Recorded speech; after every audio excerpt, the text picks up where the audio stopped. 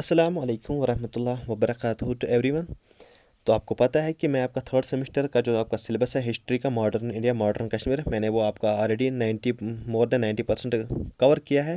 तो आपका जो अब इसमें फर्स्ट यूनिट मैंने कवर किया है, थर्ड यूनिट भी मैंने कवर किया है, फोर्थ यूनिट भी मैंने कवर किया है। अब सेकंड यूनिट में मैंने आपको दो लेक्चर्स बनाए हैं। आज के लेक्चर में मैंने ऑलरेडी कवर किया है खिलाफत मूवमेंट, नॉन कॉपरेशन मूवमेंट, बहुत ही अच्छे से मैंने आपको समझाया है। आज के हम लेक्चर में हम करेंगे discuss civil disobedience movement and quit India movement, और फिर आपका ऑनली एक टॉपिक बचता है पार्टीशन, वो भी मैं आपको इंशाल्लाह ट्राई करूँगा इसी लेक्चर में ही कवर करूँगा। ठीक है, देखिए पिछले लेक्चर में आपको पता है कि 1922 तक मतलब कहानी कैसे चली थी, कैसे मतलब गांधी जी को फिर लास्ट में अरेस्ट किया जाता है जब चौरी चौरा इंसिडेंट होता है 5 फरवरी 1922 में। तो उसके बाद विड्रा करता है Gandhi ji non cooperation movement. फिर कुछ लोग इससे नाराज़ भी होते हैं कि हाँ हमने गलती की थी, पुलिस वालों को मार दिया गया था, ब्रिटिश पुलिस वालों को हमने मार दिया, लेकिन इतनी भी क्या ज़रूरत थी, इसने पूरा का पूरा ही जो मूवमेंट है विड्रा किया। उसके बाद गांधी जी को 6 साल जेल में रखते हैं 1922 से लेकर 1928 तक। देखिए अब आपको पढ़ना है सिविल डिसोबीडियंस मूवमेंट, लेकिन इससे पहले भी मैं आपको कुछ 2-3 इवेंट्स बताऊंगा जिससे मतलब आपको हिस्ट्री मतलब अच्छे से समझ आएगी। देखिए अगर मैं आपको डायरेक्ट उठाऊंगा यहाँ से सिविल डिसोबीडियंस मूवमेंट है तो फिर क्या फ़ायदा, आपको क्या समझ आ जाएगा। अगर मैं पिछले लेक्चर में भी आपको यही करता, डायरेक्ट आपको नॉन कॉपरेशन मूवमेंट एंड खिलाफत इशू पढ़ाता, फिर आपको क्यों कैसे समझ आता है। इसलिए मैंने उसमें भी पहले आपको रौलट एक्ट पढ़ाया है, जलियांवाला बाग मैसेकर पढ़ाया है, हंटर कमेटी वगैरह वगैरह जो भी रॉन्ग्स हुए थे। तो मैं आपको मतलब एक बेस बना रहा हूँ, मतलब आपको बहुत ही मतलब अच्छे से क्लियर एंड क्रिस्टल समझ आ जाएगा। देखिए होता क्या है, 1927 का टाइम है। देखिए ये आपको यहाँ पे नोट्स में नहीं मिलेगा, क्योंकि मैं आपको ये ऐसे ही मतलब आप याद रखना, अगर आपके पास कोई आप नोट्स भी बनाना चाहते हैं खुद की तो वो बहुत ही अच्छी बात है। देखिए 1927 का ईयर है, हमें पता है गवर्नमेंट ऑफ इंडिया एक्ट 1919 बनाया गया था, जिसने प्रोविंसेस में डायरची लाई थी, मतलब प्रोविंसेस में इसने ड्यूअल गवर्नमेंट एस्टैब्लिश किया था, और सेंट्रल में मतलब कोई गवर्नमेंट नहीं थी, सेंट्रल वाज विदाउट पावर। तो फिर नहीं, जब ये खून खराबा होता है, मतलब इतने मोमेंट्स गांधी जी मतलब नॉन कॉपरेशन मूवमेंट चलता है, खिलाफत इशू के रिलेटेड यहाँ पे लड़ाई वड़ाई वगैरह सब कुछ होती है। तो 1922 के बाद कुछ इवेंट्स होते हैं, मतलब चिटागोंग आर्मरी रेड, कुछ मतलब ये मतलब कुछ इंडिविजुअल बेसिस मोमेंट्स होते होते चले आए 1922 के बाद। मतलब कभी 2-3 लोग कहीं जमा होते थे, किसी असेंबली में बम वम वगैरह फेंक देते थे और फिर उनको अरेस्ट वरेस्ट किया जाता था। मतलब ये थोड़ा इंडिविजुअल बेसिस मोमेंट, आपको वो नहीं पढ़ना है। देखिए अब इनको लगा था कि चलो हम देखते हैं कि क्या इंडिया को मतलब क्या कुछ और रिफॉर्म्स दे सकते हैं, मतलब फर्दर कॉन्स्टिट्यूशनल रिफॉर्म्स दे सकते हैं। और इन्होंने फिर इसके लिए एक कमीशन मतलब ब्रिटिश गवर्नमेंट ने एक कमीशन भेजा है इंडिया में, जिसका नाम था साइमन कमीशन। वो कब आता है इंडिया में, मतलब वो ये कमीशन कब बनती है, 8 नवंबर 1927 में कमीशन बनती है, साइमन साइमन कमीशन। ठीक है, देखिए इस कमीशन का चेयरमैन कौन था, सर जॉन साइमन, इसलिए इस कमीशन का नाम था साइमन कमीशन, क्योंकि चेयरमैन था sir John Simon. The commission ये इंडिया में क्यों आएगी, ये स्टडी करेगी कि इंडिया की कंडीशंस क्या है, मतलब वो उस टाइम मतलब 1927 के पीरियड में इंडिया की कंडीशंस क्या है। और ये डिक्लेयर करेंगी ये कमीशन कि क्या weather India was ready for further constitutional reforms, क्या इंडिया उस लायक है कि हम उनको कुछ और फर्दर कॉन्स्टिट्यूशनल रिफॉर्म्स देंगे। और ये कमीशन क्या करेगी, ये स्टडी करेगी, ये इन्वेस्टिगेट करेगी कि जो हमने इस 10 साल पहले गवर्नमेंट ऑफ इंडिया एक्ट बनाया था 1919 में, उसने कैसा काम किया है इन 10 सालों में, उसकी हम स्टडी करेंगे। इसलिए साइमन कमीशन भेजा गया था इंडिया में।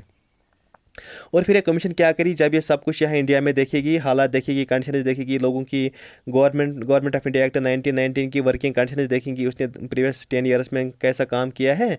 और फिर ये कमीशन जब वापस जाएगी ब्रिटिश गवर्नमेंट को, तो फिर वहाँ पर ये कमीशन रिपोर्ट करेगी ब्रिटिश गवर्नमेंट को कि मतलब ऐसा ऐसा है इंडिया में, ऐसा ऐसा हमारे इंडिया जो एक्ट बनाया था 1990 में, उसने मतलब ऐसा ऐसा काम किया है। इवन कि ये 10 साल मतलब 1919 से लेकर इवन मतलब ये 1927 में नहीं आना था, ये एक्चुअल में आफ्टर 10 ईयर्स आना था, क्योंकि पहले ही बताया गया था गवर्नमेंट ऑफ इंडिया एक्ट के बाद 10 साल की एक कमीशन आएगी मतलब 1929 में। लेकिन ब्रिटिश गवर्नमेंट में कुछ हालात ख़राब होते हैं तो उनको फिर 1927 में ही ये लाना पड़ता है।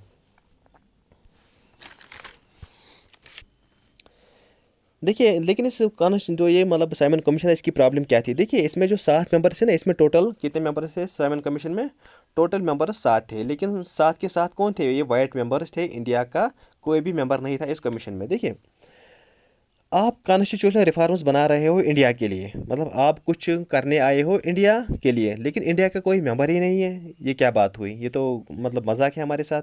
देखिए, अगर आप किसी के लिए कुछ करना चाहते हो तो आप ज़रूर उसके साथ डिस्कस करोगे, आप मतलब उसके साथ बातचीत करोगे, लेकिन यहाँ पे इंडिया वालों को बोला कि अरे आप साइड रहो, हमें सब कुछ पता है क्या करना है। देखिए, ये कमीशन अब कैसे चलेगा? इंडिया थोड़ी इस कमीशन को मानेगा, वो तो डेफिनेटली इसको रिजेक्ट करेगा उस कमीशन को, क्योंकि इंडिया का कोई मेंबर ही नहीं है और आप इंडिया के लिए ही कुछ रिफॉर्म्स करने आए हो, लेकिन इंडिया का कोई मेंबर ही नहीं है। तो बकवास की बात है।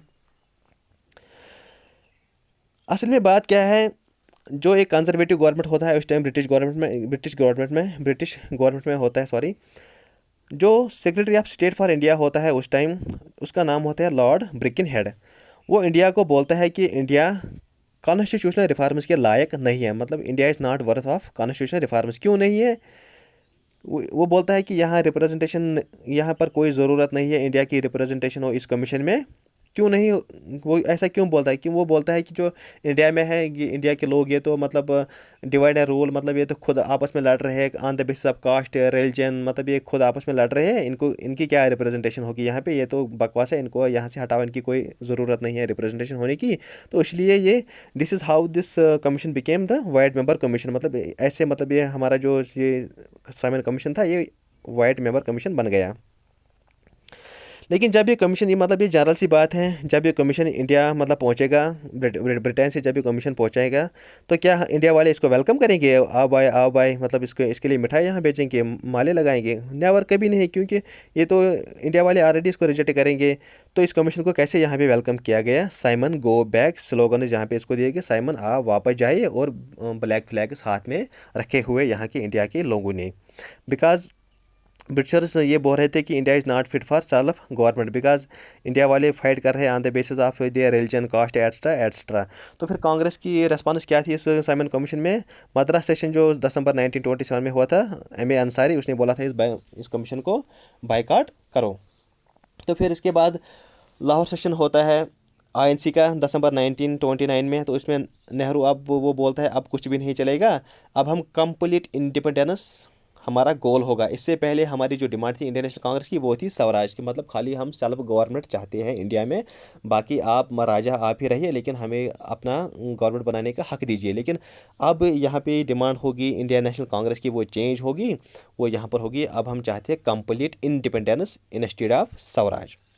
लेकिन Gandhi ji independence, complete independence नहीं चाहता था, मतलब इस टाइम में वो बोलते, गांधी जी नेहरू को बोलते हैं, मतलब नेहरू मतलब जवाहरलाल नेहरू, गांधी जी जवाहरलाल नेहरू को बोलते हैं कि इतनी भी जल्दी क्या है नेहरू, थोड़ा इनको टाइम दीजिए। लेकिन हमें पता है जवाहरलाल नेहरू उतना रुकने वाला नहीं था, वो तो बहुत तेज इंसान था, मतलब सुभाष चंद्र बोस और जवाहरलाल नेहरू, ये थोड़ा मतलब खतरनाक टाइप के लोग थे, ये मतलब इन बर्दाश्त नहीं था इनमें। तो फिर जो ये फाइनली साइमन कमीशन है, ये बम्बई में कब लैंड करता है? 3 फरवरी 1928 में ये लैंड करता है यहाँ बम्बई में। और उस टाइम हड़ताल वरताल वगैरह किए थे, और साइमन गो बैक स्लोगन्स लगाए गए, और मुस्लिम लीग, हिंदू सभा, मतलब सभी ने इसको, मतलब साइमन कमीशन रिजेक्ट किया। ये आपको साइमन कमीशन था यहाँ पे। शायद वीडियो रुक गई थी। देखिए, नेहरू रिपोर्ट आने से पहले एक दिल्ली प्रपोजल होता है मुस्लिम लीग का, दिसंबर 1927 में। दिल्ली प्रपोजल में मुस्लिम लीग कुछ डिमांड्स रखते हैं, वो इन कांग्रेस वालों को बोलते हैं, देखिए भाई, आप नेहरू रिपोर्ट बनाने वाले हो ना, तो हमारी कुछ डिमांड्स है, वो अपने रिपोर्ट में इंक्लूड करना है। लेकिन नेहरू रिपोर्ट में दिल्ली प्रपोजल जो मुस्लिम लीग की डिमांड्स है उनको इंक्लूड नहीं किया जाता है, मतलब दिल्ली प्रपोजल की डिमांड्स को यहाँ पे रिजेक्ट किया जाता है नेहरू रिपोर्ट में। जब नेहरू रिपोर्ट में इन दिल्ली प्रपोजल डिमांड्स को कंसिडर नहीं किया जाता है, तो फिर फाइनली जो मोहम्मद अली जिन्ना है, ये 14 पॉइंट्स ऑफ जना, जिसको हम बोलते हैं, जो मार्च 1929 में आते हैं, जिसको हम बोलते हैं 14 पॉइंट्स ऑफ जना।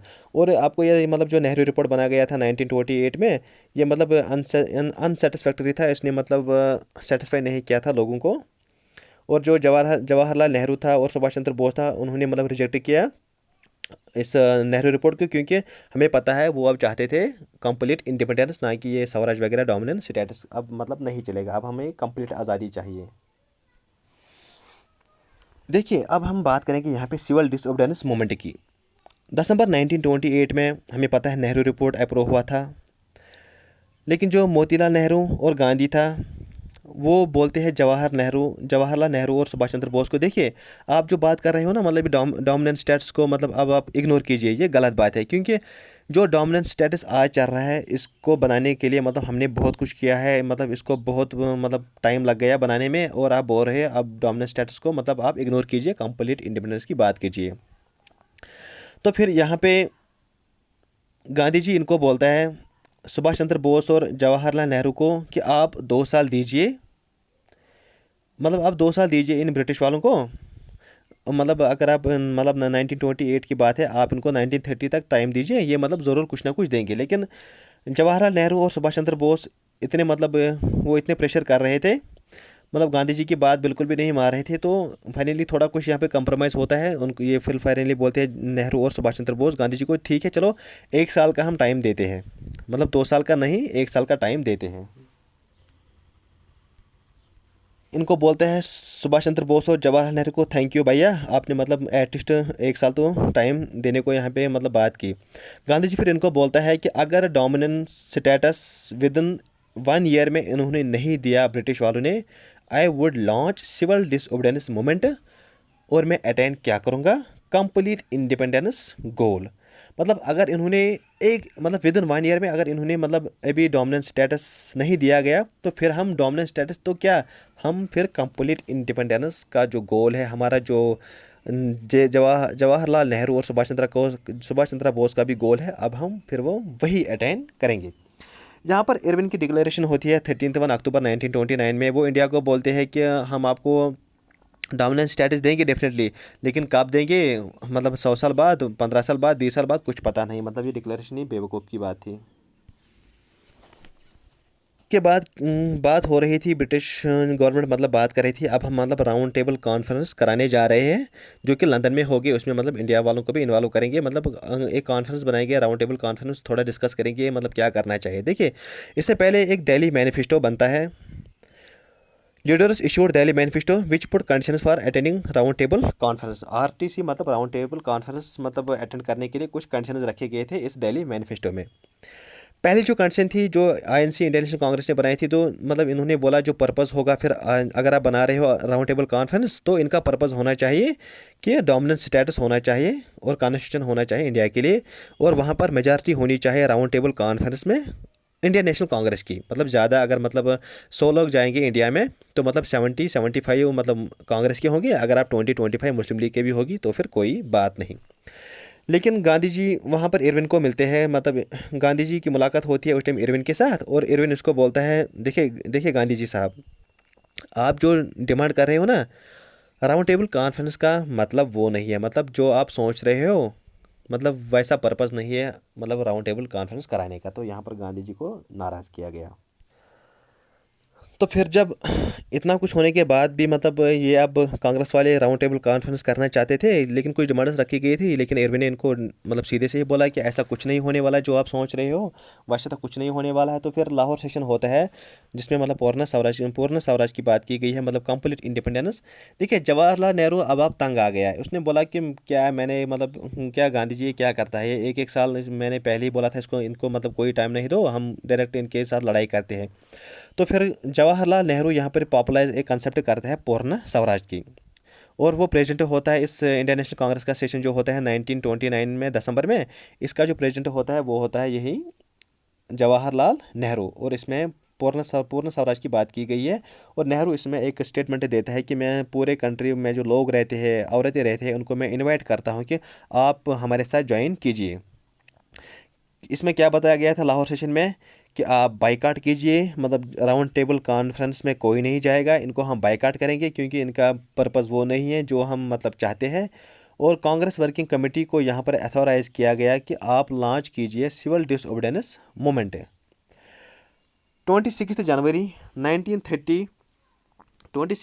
1930 was fixed first independence day, Swarajya day मनाया गया। देखिए, हमें पता है 26 जनवरी हमारा होता है रिपब्लिक डे, देखिए हमें पता है कि इवन की जो कॉन्स्टिट्यूशन मतलब अडॉप्ट हुआ था वो 26 नवंबर को ही हुआ था, लेकिन हमने क्यों 26 जनवरी को इसको मतलब इफेक्ट में लाया, एग्जिस्टेंस में लाया, मतलब फुली फोर्स इसको 26 जनवरी में क्यों किया? क्योंकि हमने यही याद रखा कि हमने एक फर्स्ट इंडिपेंडेंस डे बनाया गया था लाहौर सेशन में 1929 में, तो इसलिए हमने कॉन्स्टिट्यूशन भी फिर उसी दिन को मतलब फुली फोर्स एग्जिस्टेंस में लाया।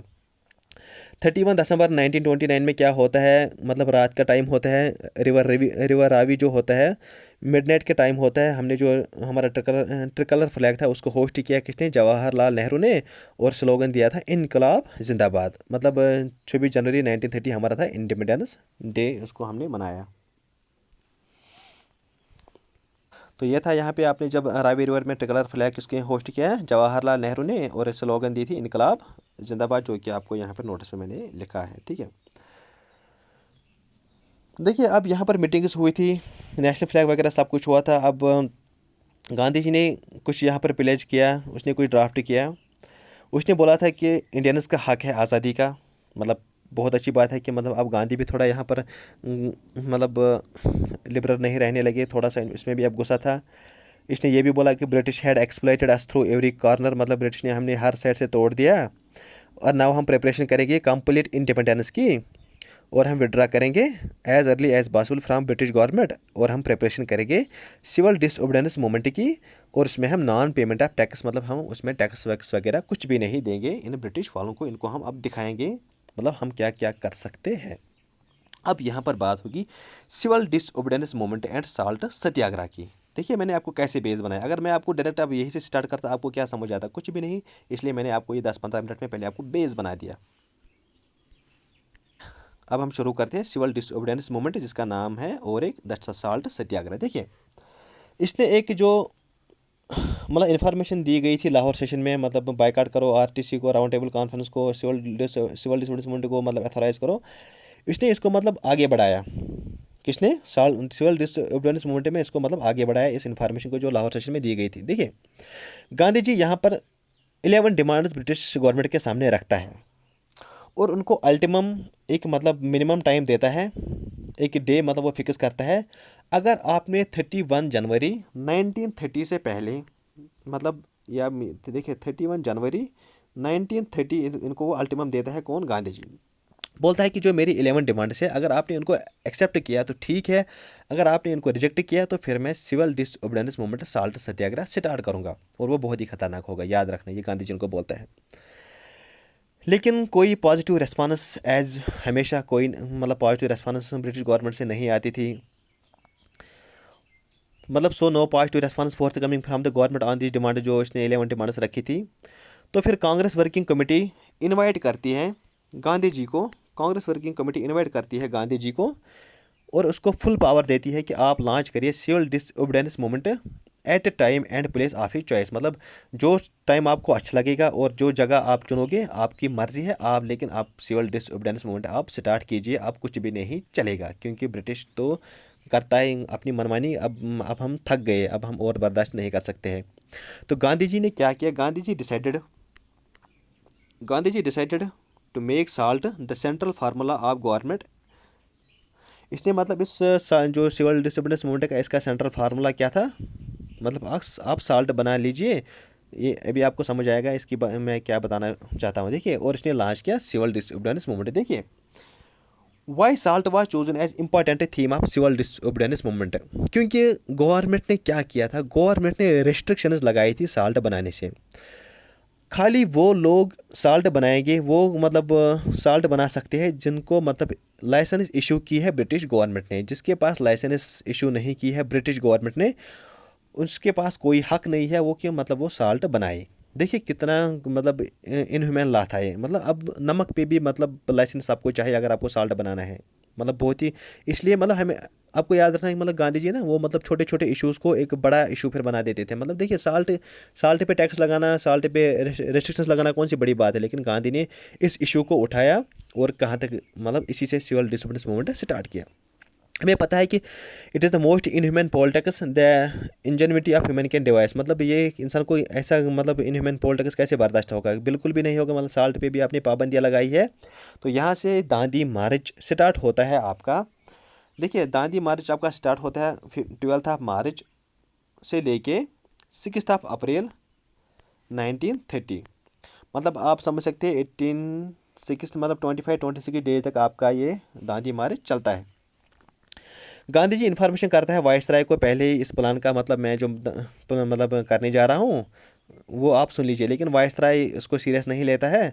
तो फिर गांधी जी क्या करता है, वो 78 मेंबर्स अपने साथ ले जाता है साबरमती आश्रम टू फ्राम, मतलब वो हेड क्वार्टर अहमदाबाद से जाता है साबरमती आश्रम, जो कि एक किसके विलेज के थ्रू, गुजरात के विलेज के थ्रू, कहाँ वो जाता है, दांडी कोस्ट, मतलब जो होता है अहमदाबाद के साइड में साबरमती, वहाँ से दांडी कोस्ट है, वहाँ पर ये जाता है और वहाँ पर ये साल्ट कलेक्ट करता है और साल्ट लॉ को प्रयोग करता है जो गवर्नमेंट ने बनाया था कि मतलब कोई मतलब साल्ट को बना नहीं सकता, कोई साल्ट को छू नहीं सकता जिसके पास लाइसेंस नहीं है। लेकिन गांधी जी ने वही साल्ट उठाया और गवर्नमेंट को मतलब ये दिखाया कि देखिए हमने आपका जो साल्ट लॉ है उसको प्रयोग किया। तो ये कहा जाता है कि उसने मतलब 20-40 माइल्स मतलब पैदल चला बाई फुट, कौन, गांधी जी, इस दांडी मार्च में। इसके इसके बाद आपका जो स्प्रेड है, मतलब ये साल्ट ला कहाँ कहाँ तक मतलब स्प्रेड हुआ, देखिए जवाहरलाल नेहरू ने भी वायलेट किया साल्ट ला। फिर गांधी जी को अरेस्ट किया जाता है 1930 में दर्शना साल्ट वर्कर्स, क्योंकि वो दर्शना साल्ट वर्क्स पे रेड करना चाहता था, उससे पहले गांधी जी को अरेस्ट किया जाता है। उसके बाद तमिलनाडु में राजा गोपालचार्य इस मार्च को, वो भी मतलब तमिलनाडु में ऐसा मूवमेंट स्टार्ट करता है। मलाबार में भी के किलापन मतलब वह कम सत्याग्रह चलाता है, मतलब साल्ट के रिलेटेड। उड़ीसा में गोपाल बद्दू चौधरी भी, असम एंड आंध्र प्रदेश में भी थोड़ी पार्टिसिपेशन थी।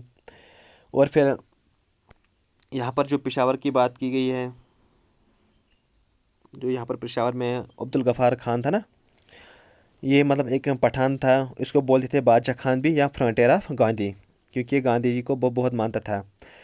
इसने मतलब फर्स्ट पुश्तो पॉलिटिकल मंथली एक मैगज़ीन लॉन्च किया जिसका नाम था पुख्तून, और उसने एक अपना ऑर्गेनाइज किया था वॉलंटियर ब्रिगेड, उसने एक अपनी बनाई थी जिसका नाम था खुदाई खदमतगार, या जिनको बोलते हैं रैंड सेंटर्स।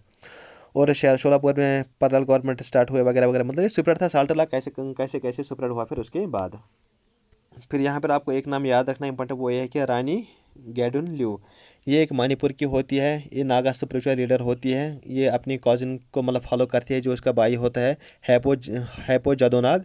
ये रिवोल्ट करती है फायर रूल के अगेंस्ट, और उसको फिर में जेल में डाला जाता है 1932 से लेके ये 1946 तक ये जेल में रहती है रानी गैडुली। देखिए मतलब ये आपको नया याद नाम रखना है, मणिपुर है नागालैंड में, मतलब के रिलेटेड अगर आपको कोई क्वेश्चन आएगा तो इसका नाम आप याद रखना है। फिर जवाहरलाल नेहरू कुछ ऑर्डर करता है 1946 में कि आप जो रानी गैडोली ने जिसको आपने अरेस्ट किया है उसको आप रिलीज़ कीजिए। जवाहरलाल नेहरू रिक्वेस्ट करता है ब्रिटिश गवर्नमेंट को। Mass participation of civil disobedience movement की बात की गई है, मतलब वुमेन्स ने भी पार्टिसिपेट किया है पॉजिटिव वे में, मतलब वुमेन्स पार्टिसिपेशन बहुत अच्छा था इस सिविल डिसोबीडियंस मूवमेंट में। स्टूडेंट्स ने भी पॉजिटिव पार्टिसिपेशन की, और मुस्लिम्स मुस्लिम्स मतलब मुस्लिम्स ने मतलब उतना नहीं किया, क्योंकि जैसे नॉन कॉपरेशन मूवमेंट में इन्होंने पार्टिसिपेशन की थी। क्यों इन्होंने नॉन कॉपरेशन मूवमेंट में पार्टिसिपेशन की थी, क्योंकि उस टाइम इनका अपना मतलब कहते हैं ना वो मतलब अपना मकसद था, क्योंकि उस टाइम खिलाफत इशू भी चल रहा था जो कि मुस्लिम्स के रिलेटेड था, जो मैंने आपको पहले लेक्चर में समझाया है, ठीक है। और फिर यहाँ पर गवर्नमेंट रेस्पॉन्स क्या थी, गवर्नमेंट यहाँ पे मतलब डिलेमा थी, परेशान थी कि हम क्या करें। देखिए वो बोल रही थी डैम इफ़ यू डू, कि मतलब अगर हमने कुछ किया, तो कांग्रेस चला रही थी कि रिप्रेशन रिप्रेशन, देखिए हमें मार रहे हैं, पूरी दुनिया को बता रहे हैं कि देखिए ब्रिटिश हमारे साथ जुल्म कर रहा है। और अगर डैम इफ़ यू डोंट, अगर हमने मतलब कुछ नहीं किया तो कांग्रेस का विक्ट्री, अगर हम अब हम इनको कुछ नहीं करेंगे, मतलब ब्रिटिश वाले बोल रहे हैं अगर हम इनको कुछ करते हैं तो ये कांग्रेस वाले चिल्लाते हैं, पूरी दुनिया को बताते हैं और हमें परेशान करते रहते हैं। और अगर हम इनको कुछ नहीं करते करेंगे तो फिर ये बोलते हैं कि देखो मतलब ब्रिटिश कितनी डरपोक है, हम जीत रहे हैं। अब यहाँ गवर्नमेंट को ये प्रोटेस्ट किसी तरह रोकने थे। सो इरविन ने बोला एग्रीमेंट करो कुछ। तो यहाँ पर अब गवर्नमेंट बोले कि कहीं ना कहीं से ये मतलब जो एग्रीडेशन चाह रहा है इसको कहीं ना कहीं से रोक रोक देना चाहिए।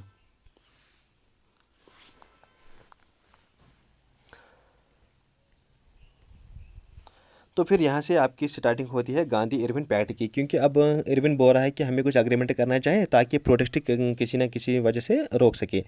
तो फिर 25 जनवरी 1931 में गांधी जी और जो उसके बाकी मेंबर्स थे, कांग्रेस वर्किंग कमेटी के मेंबर्स थे, गांधी जी को भी जेल में डाला गया था। मैंने आपको पहले ही बोला जब साल्ट सत्याग्रह में वायलेशन होती है, फिर 4 में 1930 को गांधी जी को अरेस्ट किया जाता है। गांधी जी और बाकी जो इसके लीडर्स थे कांग्रेस वर्किंग कमेटी के, 25 जनवरी 1931 को इनको रिलीज़ किया जाता है, मतलब बिना किसी रीज़न के। मतलब कहते हैं ना कि आप जेल में हो और आपको एक अचानक से एक न्यूज़ आती है कि चलो आपको मतलब रिहा कर देते हैं आप जेल से। आप मतलब हैरान हो जाओगे ये क्या बात हुई, मतलब कुछ हमने किया, अनकंडीशनली हमको यहाँ पे छोड़ दिया गया, मतलब एनी टाइम मतलब आप जेल में हो, अचानक आपको बोलते हैं चलो ठीक हो, आपको आप निकलना चाहिए यहाँ से। तो फिर कांग्रेस वर्किंग कमेटी थोड़ा यहाँ से खुश हो जाती है, क्योंकि अब थोड़ा शायद इनको लगा शायद ब्रिटिश वाले अब मतलब अच्छा बन गए हैं, क्योंकि इन्होंने हमको यहाँ से जेल से रिहा किया। तो फिर कांग्रेस वर्किंग कमेटी अथॉराइज करती है गांधी जी को कि आप प्लीज़ डिस्कस कीजिए वायसराय के साथ। तो फिर फाइनली 5 मार्च 1931 में गांधी रिप्रेजेंट कर रहा है इंडिया पीपल को, और इसको बोलते हैं हम दिल्ली पैक्ट या गांधी इरविन पैक्ट। देखिए इरविन एग्री करता है किन किन चीज़ों में, इरविन मतलब इस पैक्ट में किन चीज़ों पे एग्री करता है। इरविन बोलता है गांधी जी को ठीक है मैं ये करूँगा। देखिए इरविन गांधी को बोलता है, इरविन मतलब लॉर्ड इरविन जो वायसराय होता है उस टाइम 1931 के टाइम में, लॉर्ड इरविन गांधी जी को बोलता है कि मैं रिलीज़ करूँगा जो भी पॉलिटिकल प्रिजनर्स है, लेकिन खाली उन पॉलिटिकल प्रिजनर्स को जिन्होंने वायलेंस नहीं की। अगर किसी ने वायलेंस की होगी तो उसको हम अभी मतलब रिलीज़ नहीं करेंगे, बाद में देखेंगे, लेकिन अभी हम खाली उनको रिलीज़ करेंगे जिन्होंने वायलेंस नहीं की। तो ठीक है, ये रहा पहला इसका। और दूसरी बात क्या रही वायसराय की, कि ठीक है हम आपको राइट देते हैं साल्ट बनाने के लिए फॉर पर्सनल यूज़, आप इसको बेच नहीं सकती हो। तो पहले आपको पता है कि इनको मतलब रिस्ट्रिक्शन थी, मतलब जिसके पास लाइसेंस थी खाली वही साल्ट बना सकता था। लेकिन फिर जब गांधी जी ने साल्ट लाइन का तोड़ दिया, फिर इसके बाद गवर्नमेंट इनको बोल दिया ठीक है आपको हक है साल्ट बनाने का, लेकिन खाली आप अपने लिए बना सकते हो पर्सनल यूज़ के लिए, ना कि आप इसको मतलब सेल कर सकते हो, मतलब आप इसको मतलब ट्रेड व्यापार करने के लिए, मतलब खाली personal use not for sale. लेकिन हाउएवर गांधी जी मतलब हाउएवर जो ये लॉर्ड इरविन है ये कौन सी डिमांड से रिजेक्ट करता है गांधी जी की। देखिए गांधी जी इसको बोलता है कि आप इंक्वायरी कीजिए पुलिस एक्सेसेस में, मतलब जो आपने रिप्रेशन किया है, जो मतलब पुलिस वालों ने यहाँ पे इतना कुछ बवाल किया है, आप उस पर एक इंक्वायरी लगाइए, मतलब इंक्वायरी कीजिए जो मतलब 19 इस साल्ट से दिया सिविल डिसोबीडियंस मूवमेंट के बाद जो इन्होंने पुलिस वालों ने यहाँ पे एक्सेशन किया, आप इस पर एक इंक्वायरी बिठा दीजिए। लेकिन इरविन ने ये बात रिजेक्ट की, उन्होंने बोला नहीं कोई इंक्वायरी करने की ज़रूरत नहीं है। और उसने बोला था, गांधी जी ने ट्राई किया था कि मैं सेव करूँगा, किनको बचा लूँगा, जो भगत सिंह थे और उसके जो कॉमरेड्स थे, मतलब जिनको मतलब बंद किया गया था, क्योंकि उन्होंने कुछ 1922 से लेकर 1928 तक कुछ इवेंट्स ऐसे किए थे जिसकी वजह से इनको मतलब जेल में रखा गया था। लेकिन उनको फिर मतलब लाइफ सेंटेंस मिला था, मतलब उनको अब वहीं पे मार देंगे, लेकिन गांधी जी ने कोशिश थी इनको बचाने के लिए। गांधी जी ने इसको मतलब रिक्वेस्ट की थी आप इनको जो कम्यूटेशन है भगत सिंह और कॉमरेड्स का, इसको मतलब आप डेथ से सेंटेंस, मतलब जो आपने इसको मतलब मारने की बात की इनको हम मतलब डेथ सेंटेंस करेंगे, उसको आप मतलब लाइफ इम्प्रिजमेंट कीजिए, मतलब आप उम्र भर इनको जेल में रखिए लेकिन इनको मार मत दीजिए। लेकिन इरविन ने ये डिमांड भी गांधी जी की रिजेक्ट की। तो गांधी जी किन बातों पे एग्री किया गांधी इरविन पैक्ट में, उसने बोला है लॉर्ड इरविन ने इसको बोला था ठीक है मैं ये डिमांड्स एक्सेप्ट करता हूँ, लेकिन आपको सस्पेंड करना पड़ेगा सिविल डिसओबीडियंस मूवमेंट सीडीएम, मतलब शॉर्ट में। तो गांधी जी यहाँ पे एक्सेप्ट करता है, वो बोलता है ठीक है मैं सिविल डिसओबीडियंस मूवमेंट को यहाँ पे सस्पेंड करता हूँ। और जो हमने मतलब जो पहला पार्टिसिपेशन हुआ था राउंड टेबल कॉन्फ्रेंस में, उसमें आईएनसी ने पार्टिसिपेट नहीं किया था, अब हम यहाँ पे सेकंड राउंड टेबल कॉन्फ्रेंस में है उसमें हम पार्टिसिपेट करेंगे। देखिए आईएनसी इंडियन नेशनल कांग्रेस खाली एक ही राउंड टेबल कॉन्फ्रेंस में पार्टिसिपेशन करती है, वो होता है टोटल राउंड टेबल कॉन्फ्रेंस होती है कितनी 3। लेकिन फर्स्ट में भी आईएनसी पार्टिसिपेशन नहीं करती है, थर्ड में भी आईएनसी पार्टिसिपेशन नहीं करती है, लेकिन खाली सेकंड राउंड टेबल कॉन्फ्रेंस होती है जिसमें आईएनसी पार्टिसिपेशन करती है। तो यहाँ पर थोड़ा कंपेरिजन है national non cooperation movement and civil disobedience movement का, एनसीएम मतलब non cooperation, civil disobedience movement मतलब सीडीएम। तो यहाँ पर इनकी थोड़ी डिफरेंस बताया गया है मैंने कि नॉन कमर्शियल मूवमेंट है डोमिनेंस स्टेटस की बात की गई थी और उसमें मुस्लिम्स का पार्टिसिपेशन भी था क्योंकि उस टाइम खिलाफत इशू का था। लेकिन यहाँ पर सिविल डिसोबीडियंस मूवमेंट में किसकी बात की गई थी, यहाँ पर पूर्ण स्वराज की बात की गई थी, ना कि डोमिनेंस स्टेटस की। यहाँ पर मतलब कंप्लीट इंडिपेंडेंस इस मूवमेंट की मतलब का गोल था और मुस्लिम पार्टिसिपेशन उतना नहीं था इस सिविल डिसोबीडियंस मूवमेंट में जितना नॉन कॉपरेशन मूवमेंट में था। देखिए फिर सिविल डिसओबीडियंस मूवमेंट जब मतलब ये ख़त्म वगैरह होता है, क्योंकि अब इसके जो लीडर्स वगैरह हैं उनको अरेस्ट किया गया, फिर उसके बाद एग्रीमेंट होता है लॉर्ड गांधी इरविन पैक्ट, क्योंकि हमको पता है गांधी इरविन पैक्ट में सिविल डिसओबीडियंस मूवमेंट को यहाँ पे सस्पेंड किया गया था, किसने, गांधी जी ने। लेकिन सिविल डिसओबीडियंस मूवमेंट को फिर से यहाँ पर रिज्यूम किया गया था कांग्रेस वर्किंग कमेटी ने ऑन 29 दिसंबर 1931 में इसको रिज्यूम किया। फिर से क्यों रिज्यूम किया, क्योंकि जो 3 राउंड टेबल कॉन्फ्रेंस हुए थे उनसे मतलब कुछ नहीं हुआ था, मतलब कुछ नहीं मिला था इंडिया वालों को, कांग्रेस वालों को कुछ नहीं मिला था, इसलिए उन्होंने बोला कि हम सिविल डिसओबीडियंस मूवमेंट जो गांधी ने स्टॉप किया था गांधी इरविन पैक्ट में, यहाँ पर कांग्रेस वर्किंग कमेटी CWC ने बोला कि हम रिज्यूम करेंगे कांग्रेस सिविल डिसओबीडियंस मूवमेंट यहाँ फिर से। लेकिन उसके बाद ब्रिटिश गवर्नमेंट का यहाँ पे एटीट्यूड चेंज होता है। उन्होंने बोला कि हमने गलत किया, इनको इरविन पैक्ट में इक्वल राइट्स दिए, क्योंकि उन्होंने वहाँ इनको मतलब इजाज़त दी है हमारे साथ बैठने की, बात करने की, क्योंकि इनसे क्या होता है कि आईएनसी को लगता है शायद हम कुछ बड़े आदमी हैं, इनका इनसे मोराल मतलब बढ़ता गया, हमने ये गलत की। तो फिर यहाँ पर गांधी जी को ब्रिटिश पॉलिसी क्या हुई, ब्रिटिश पॉलिसी यहाँ पर चेंज हुई थी। अब इन्होंने बोला कि अब हम परमिशन नहीं देंगे कि मतलब गांधी जी एक टेम्पो बनाएगा, एक मास मूवमेंट फिर से वो कभी बना सकता है, यहाँ पर उसको मतलब अब बैन किया गया। ये बताया गया कि अब गांधी जी मतलब कभी भी मास मूवमेंट फिर से नहीं बना सकता है। और गांधी जी को अरेस्ट किया था 4 जनवरी 1932 में, गांधी जी को अरेस्ट किया 4 जनवरी 1932 में, इसको अरेस्ट किया फिर फाइनली। और फिर यहाँ पे गवर्नमेंट एक्शन क्या था, सिविल मार्शल लॉ उसको लॉन्च किया गया था, मतलब कांग्रेस ऑर्गेनाइजेशन बैन किया गया, प्रेस वाज गैगड, प्रेस को बंद किया गया, मतलब यहाँ पे martial law, police martial law नहीं लाया गया था, मतलब लोगों को मार दिया जाए, लेकिन जो ऑर्गेनाइजेशन बनती जा रही थी प्रेस वगैरह उसको मतलब यहाँ पे बैन किया, वो होता है सिविल मार्शल लॉ। लेकिन आपको याद रखना जो मतलब फिर से यहाँ पे सिविल डिसओबीडियंस मूवमेंट यहाँ पे रिज्यूम किया गया था, इसका मतलब उतना मतलब पावर नहीं था जितना पहले इनिशियल स्टेज में सिविल डिसओबीडियंस मूवमेंट जब चल रहा था, उतना पावर नहीं था इस वाले फेज़ में। और फाइनली फिर क्या होता है, अप्रैल 1934 में गांधी जी वो फाइनली इस सिविल डिसओबीडियंस मूवमेंट को विड्रा करता है, बंद करता है फाइनली। तो फिर यहाँ से आपका जो सिविल डिसओबीडियंस मूवमेंट है ये आपका पूरा कंप्लीट यहाँ पे लेक्चर ख़त्म होता है। मैंने कवर किया है ऑलरेडी अपने यूट्यूब चैनल पे, आप प्ले लिस्ट चेक करना, ये मैंने ऑलरेडी कवर किया है, पूरा कवर किया है, 3rd यूनिट भी 4th यूनिट भी मैंने ऑलरेडी कवर किया है। इसका मैंने पहला टॉपिक भी कवर किया है, मुस्लिम लीग भी कवर किया है, खिलाफत भी मैंने पढ़ाया है, नॉन कॉपरेशन मूवमेंट एक ही लेक्चर में बनाया है, सिविल डिसओबीडियंस मूवमेंट आज के लेक्चर में मैंने आपको पढ़ाया है, और अगले लेक्चर में इंशाल्लाह आपको क्विट इंडिया मूवमेंट और partition of India and overview मिलेगा, वो लास्ट लेक्चर होगा आपके लिए। चलिए थैंक यू, अल्लाह हाफ़िज़। अगर आपको किसी को ये मतलब मेरे सेल्फ नोट्स चाहे जो मैं आपको पढ़ा रहा हूँ तो वो कमेंट करना, या मैं लिंक डालूंगा डिस्क्रिप्शन में, वो आप ज्वाइन कर लेना, वहाँ पर मुझे मैसेज करना, मैं आपको सेंड करूँगा। चलिए थैंक यू, अल्लाह हाफ़िज़।